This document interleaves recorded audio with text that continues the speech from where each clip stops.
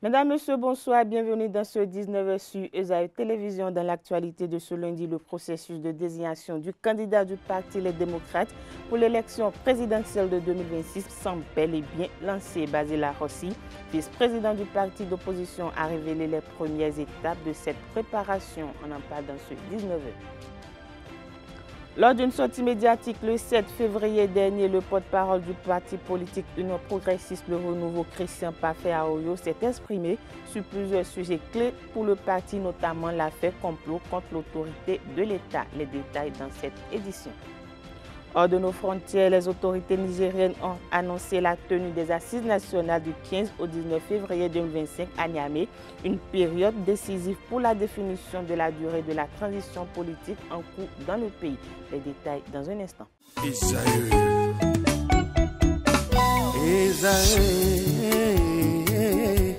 Vous recherchez une école de référence pour une double formation universitaire et professionnelle de qualité? Voici l'opportunité à ne pas rater. L'École supérieure d'administration, d'économie, de journalisme et des métiers de l'audiovisuel ESAE vous offre des programmes d'enseignement en licence et en master orientés vers l'emploi qui font d'elle une référence à travers les filières de l'administration générale et territoriale, l'administration du travail et de la sécurité sociale, droit, diplomatie et relations internationales, administration hospitalière, universitaire et intendance, journalisme et métiers de l'audiovisuel et toutes les filières des sciences de gestion. Une seule adresse, www.esae.bj. Rendez-vous dès maintenant sur nos campus ESAE Bedjromende au numéro 90 93 65 21 ou au numéro 98 98 14 00. Paracourt sur le numéro 52 46 12 12. Aboumé-Calavi au numéro 52 88 44 44. Akpaka au numéro 52 88 33 33. ESAE, l'excellence à un nom.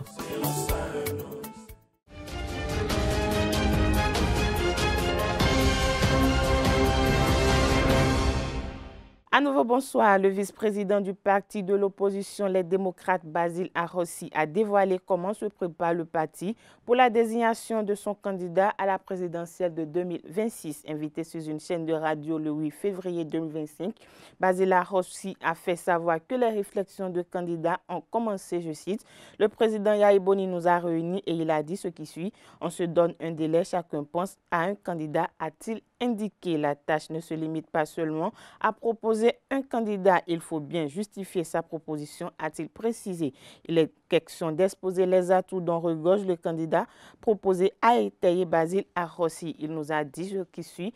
Tout le monde réfléchissez, retenez les noms et vous direz pourquoi vous avez pensé à telle personne, a-t-il laissé entendre conformément au code électoral. Les déclarations de candidature officielle pour l'élection présidentielle de 2026 se feront courant octobre 2025. D'ici là, les démocrates comptent peaufiner leur stratégie et bâtir une candidature solide capable de mobiliser leur base et séduire l'électorat national.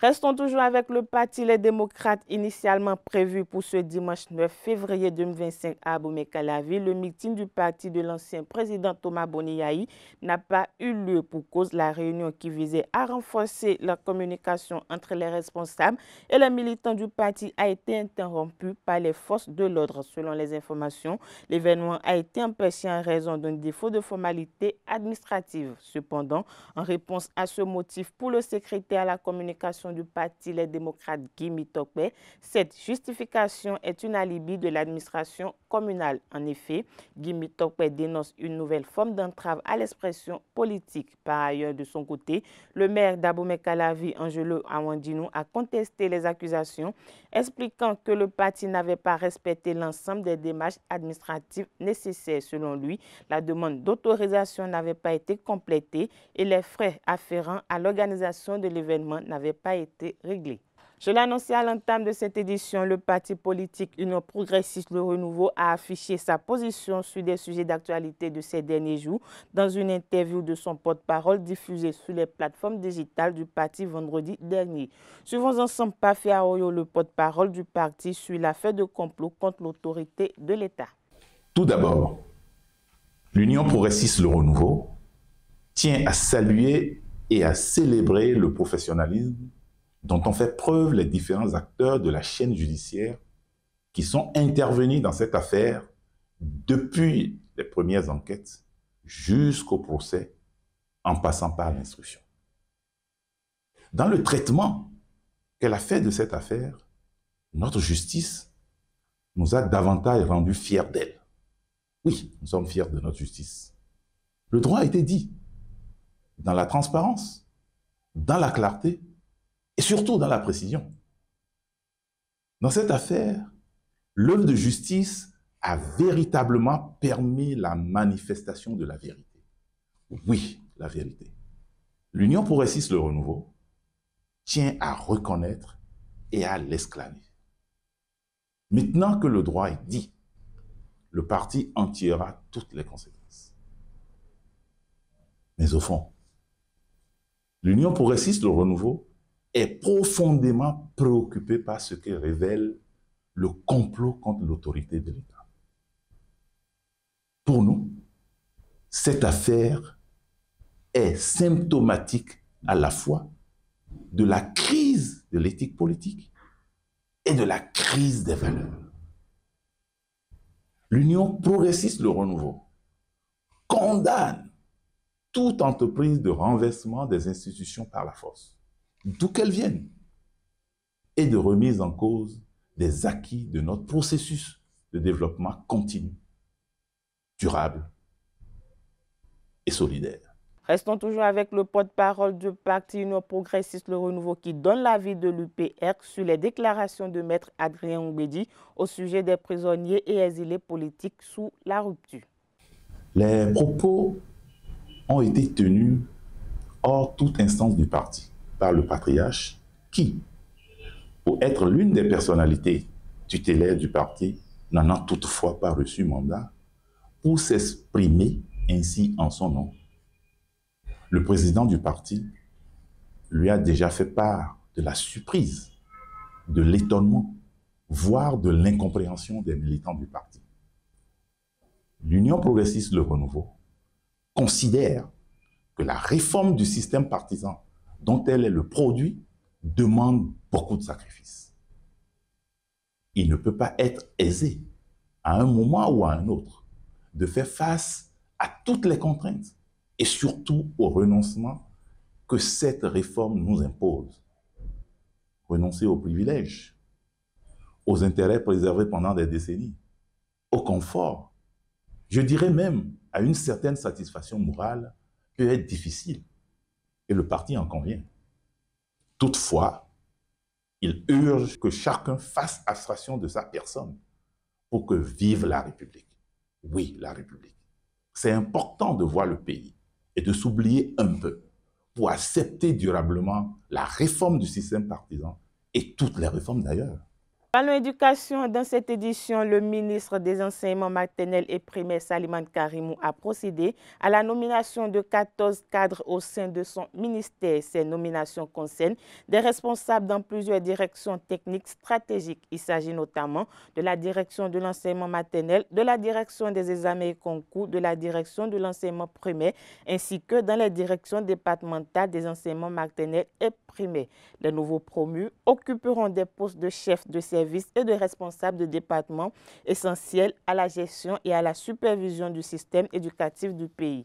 La ville de Cotonou a accueilli ce dimanche 9 février 2025 le navire de croisière Siaboune Sojourn, apportant avec lui plusieurs centaines de touristes venus de 4 coins du globe. Cette escale d'une journée a offert aux passagers l'opportunité de découvrir les trésors culturels et touristiques du Bénin.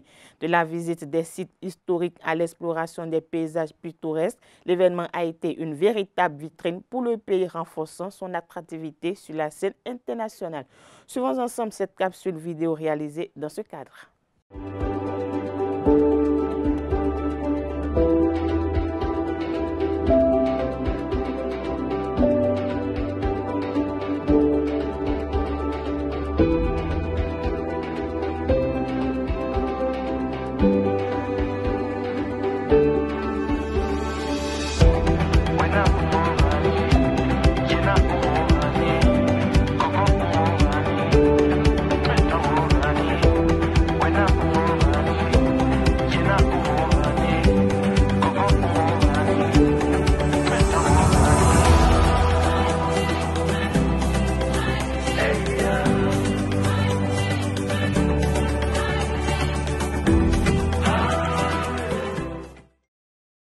La brigade sanitaire, depuis des décennies, a cessé de fonctionner au Bénin. Son rôle se limite exclusivement à la sensibilisation puis à la dénonciation. Le président de la brigade sanitaire du Bénin, Prosper Agbotomé, a rappelé l'importance de cette structure au micro de Quentin Amoussou. Suivons ensemble. Souvent, il y a une confusion qui s'instaure au niveau de la population. Il y a une différence entre la brigade sanitaire et la police sanitaire. Malgré que c'est le même ministre qui a signé des décrets, l'arrêté des deux corps, mais la brigade sanitaire, c'est une structure qui n'émarge pas sur le budget de l'État. Et tandis que la police sanitaire, ça émarge sur le budget national de l'État. Si nous prenons l'exemple de 2000 même, dans le temps de Dandino, c'est la brigade sanitaire qui a aidé la circulation urbaine de Cotonou à rendre la ville de Cotonou propre. Et ça fait qu'il y avait une certaine confusion entre nous et la police sanitaire. Si aujourd'hui, pour protéger les infrastructures construites par le chef de l'État, c'est pour cela que nous voulons réinstaurer la brigade sanitaire pour quand même protéger les infrastructures construites à grande frais par l'État central du Bénin. Et c'est pour ça qu'on a adressé un courrier au chef de l'État pour l'informer qu'il existe une brigade sanitaire créée par l'ancien ministre qui avait travaillé dans son temps avec la circulation urbaine de Cotonou, qui a rendu la ville propre de Cotonou. Aujourd'hui, après la brigade sanitaire, certains ONG qui n'ont même pas la formation, les brigades sanitaires se sont insérés dans le domaine. Et vous allez voir dans la ville de Cotonou, il y a plein de tenues, beaucoup de tenues, et c'est dit la brigade, c'est dit sanitaire dans la ville. Aucune activité n'est pas sanitaire. C'est uniquement la brigade sanitaire qui menait cette activité dans Cotonou pour aider la mairie à rendre la ville propre. Et en son temps, nous avons exécuté un projet avec la police environnementale. Nous, la différence entre nous et la police sanitaire, nous, on ne peut pas verbaliser. Mais nous, on peut faire les contrôles et faire les sensibilisations. Donc, nous aidons les structures qui ont assez de matière à faire verbaliser la situation. Nous collaborons avec ces structures-là. On a exécuté des projets avec la police sanitaire dans la ville de Cotonou. Et c'est eux qui verbalisaient. Et ça a été rendu la ville propre à Cotonou. C'est ce qu'on voulait faire actuellement avec les infrastructures conduites par le chef de l'État. Les usagers de la voie d'Érico Gbedjoumede sur le carrefour dit des caniveaux vivent le calvaire depuis quelques mois. Depuis la dégradation de la voie, il est devenu presque impossible de circuler en sécurité sur cette voie. Suivons ensemble le constat fait par Francis Fahami. Heure de pointe au carrefour des caniveaux ici à Jéricho. Ralenti pour se frayer un chemin, se suivre à la queue leu. Ainsi s'illustre le quotidien des usagers de cette voie. Une situation qui ne date pas d'aujourd'hui et qui comporte des risques. Ça veut dire passer. Pas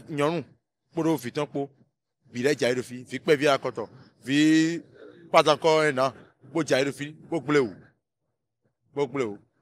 Allez là, oui, parti, ouais, zone là, mais si, moi, big play. Si tu as tout le monde atteint quelqu'un, il y a beaucoup de problèmes, il y a quelqu'un qui est en Ito. Bon, mais là, tu as la partie de sur la zone. Quelqu'un en train de filer la nuit, qui ne sait pas, s'il vient là-bas, s'il vient là, il peut créer d'accidents et puis tomber. Le pavé est resté comme ça fait plus de 4 mois. Alors, il y a les grandes autorités qui se passent par ici. Les citoyens invitent les autorités au réaménagement de cette voie pour une meilleure qualité de la sécurité. On a évité, si c'est déjà, tout le monde n'y va aider, mais pour ablo, fier nous, mais il y a déjà eu le fenêtre, il fallait boire. Bon, joueur, quelqu'un qui est même, l'être badé au temps, bon, blessé, joueur, mais nous, on n'est pas badé. Si c'est déjà, Patrice Talon, ni quelqu'un boit pont, ailleurs, mais boblon, mais là, il y a un wallon, parce que ce point de bouteille, le fenêtre, il y a bien deux influx. Tout le monde est au courant de ce pavé. Ils n'ont qu'à venir nous réparer ça. Ça crée d'accidents, ça crée assez de gros solos. Venir à la radio parler, c'est pas ça la chose. Faire des contrôles, les CQ, les CA, où sont-ils? Les conseillers, où sont-ils? C'est leur travail. Ils n'ont qu'à sortir, venir voir et parler à José Tonato, le ministre. Lui-même n'a qu'à faire son déplacement pour venir voir le carrefour. Sinon, c'est pas du tout bien. Les usagers de cette voie, située en plein centre-ville de Cotonou, espèrent que les autorités entendront leur appel à l'aide et soulageront leur peine. En attendant, ceux-ci continuent de vivre le calvaire. Dans un autre registre à présent, trouver un appartement ou une maison à louer s'avère parfois un véritable parcours du combattant, surtout dans les villes saturées situées en zone tendue. Pour certaines personnes, les propriétaires de maisons exagèrent avec le prix des maisons pendant que d'autres considèrent cela D'autres considèrent que cela est normal parce que le prix des matériaux de construction est cher et la morosité économique y participe pour d'autres. À la question de savoir si les propriétaires de maisons exagèrent-ils sur le tarif du loyer, quelques citoyens béninois ont livré leurs opinions. Ils sont au micro de Kanté Amousso. Apparemment aujourd'hui oui. Aujourd'hui oui. Parce que vu l'empire qu'on traverse, nous savons très bien qu'il n'y a pas. Bon, vous savez, le loyer c'est un grand problème.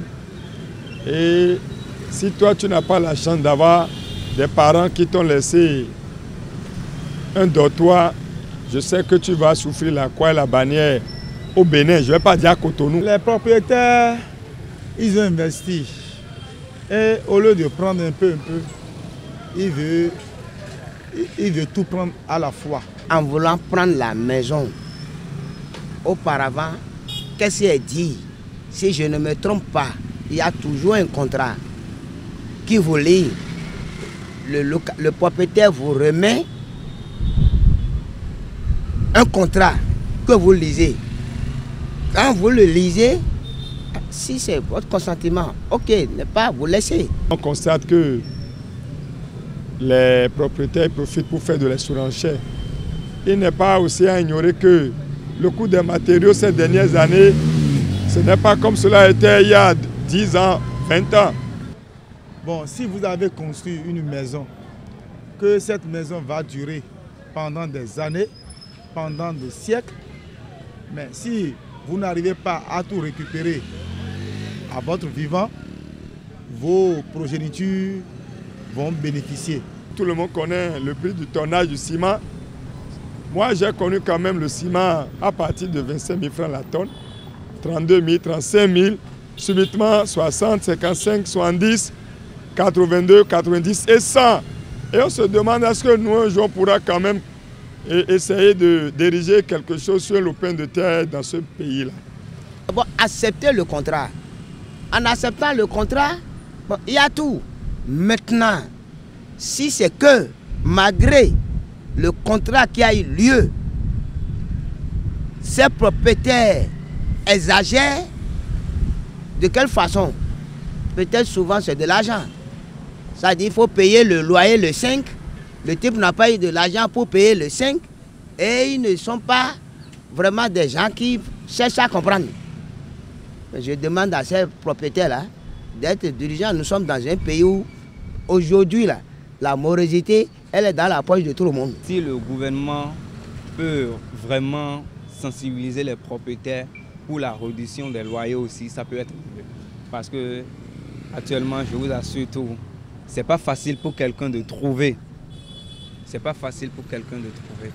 C'est d'une importance capitale de les avoir au plus proche de soi. Les mécaniciens constituent un maillon non négligeable pour le bon fonctionnement de la société. Partagé entre réparation et rénovation, le mécanicien redonne vie à l'engin dont la réparation lui est confiée.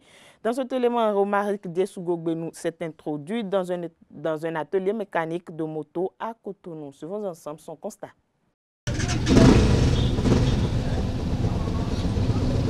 Derrière chaque moto qui roule sans encombre, il y a un expert de l'ombre, le mécanicien, un passionné qui consacre ses journées à donner une seconde vie aux motos. Il parle des outils essentiels pour la réparation d'une moto en panne. Il y a les tournevis Parker et tournevis plate, toutes sortes de clés.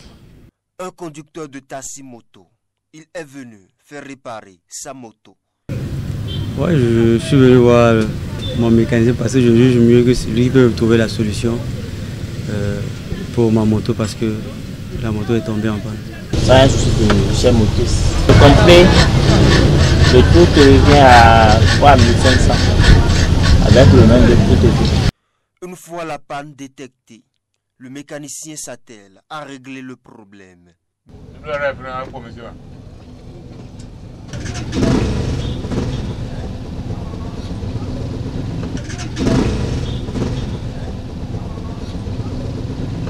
Métier physique, technique, mais surtout essentiel.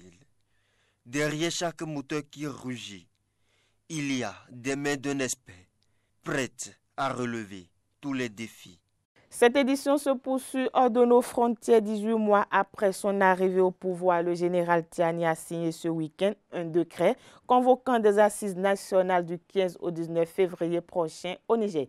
Le décret signé le samedi 8 février par le général Tiani, dans lequel celui-ci convoque des assises nationales, porte aussi sur la création d'une commission pour l'encadrer. Celle-ci sera présidée par un chef traditionnel, Mahmoudou Harouna, qui aura la lourde tâche de diriger les débats. Celui-ci sera accompagné d'un vice-président en la personne du colonel-major Maman Soulé, l'actuel secrétaire général du ministère de la Défense. Il sera le seul militaire du bureau dans lequel on retrouve pour le reste des personnalités et des membres de la société civile favorables à la junte au pouvoir à Niamey. Les délégués auront pour mission d'aboutir à un avant-projet de la charte de la transition dans lequel ils devront formuler des recommandations. Le document pourrait notamment permettre d'en apprendre davantage sur la durée de la transition. Du Niger direction le Kenya, le président William Ruto a prononcé ce lundi à State House Nairobi son discours annuel devant le corps diplomatique. Il a mis en avant l'évolution de la politique étrangère du Kenya qui est passé de 6 missions diplomatiques à 70 postes à travers le monde depuis l'indépendance. Dans son discours, William Ruto a insisté sur les principes directeurs de la politique étrangère kenyane pour 2025, la coopération internationale, le développement durable et le renforcement du rôle du Kenya en tant qu'acteur clé sur la scène mondiale. Il a également évoqué la transformation économique en cours, soulignant l'extension du réseau de fibres optiques du pays qui a atteint désormais plus de 18 000 km. Les 3 pays baltes, l'Estonie, la Lettonie et la Lituanie, ont tourné une page ce dimanche 9 février 2025. Ils ont définitivement coupé les liens avec la Russie et font désormais partie du système électrique européen 35 ans après avoir gagné leur indépendance. Les présidents des 3 pays baltes l'ont annoncé dans une conférence de presse en présence de la présidente de la Commission européenne Ursula von der Leyen et du président polonais. Le processus avait été lancé en 2007. En 2016, les négociations politiques entre les 3 pays ont duré une dizaine d'années. Anciens États soviétiques, la Lituanie, l'Estonie et la Lettonie, aujourd'hui membres de l'Union européenne et de l'OTAN, s'efforcent de procéder à ce changement depuis que la Russie a envahi l'Ukraine en 2022. Fervent partisan de Kiev, il redoutait de faire l'objet du chantage de la Russie via l'approvisionnement en électricité. Pourquoi? Sport dans cette édition pour boucler la cérémonie des awards de basketball Parakou 2025 s'est tenue ce samedi 8 février 2025 dans la cité des Koubourou. Plusieurs athlètes basketteurs ont été récompensés lors de cette cérémonie. Le point des lauréats dans cet élément signé Anaï Vianedo.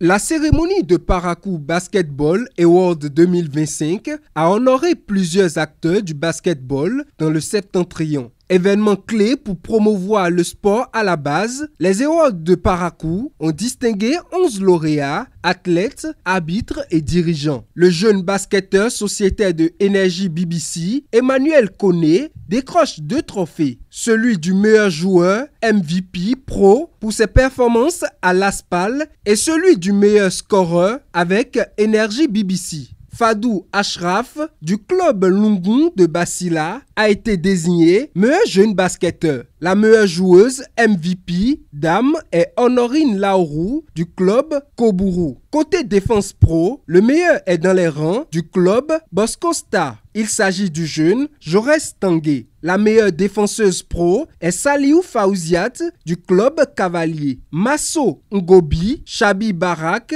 de l'Aspal est élu meilleur jeune MVP de la 2e division. La révélation de la saison est Touré Haroun du club Aspal. Un trophée d'honneur a été décerné à Yorou Mouda, responsable à l'organisation adjoint de la Fédération béninoise de basketball. Le meilleur entraîneur de la saison est Arissou Lewis de Bosco Star. Le meilleur arbitre de la saison est Fabel Somakou. Cette cérémonie qui se termine en apothéose encourage les athlètes à persévérer pour d'autres défis. Les regards sont désormais tournés vers l'édition de 2026.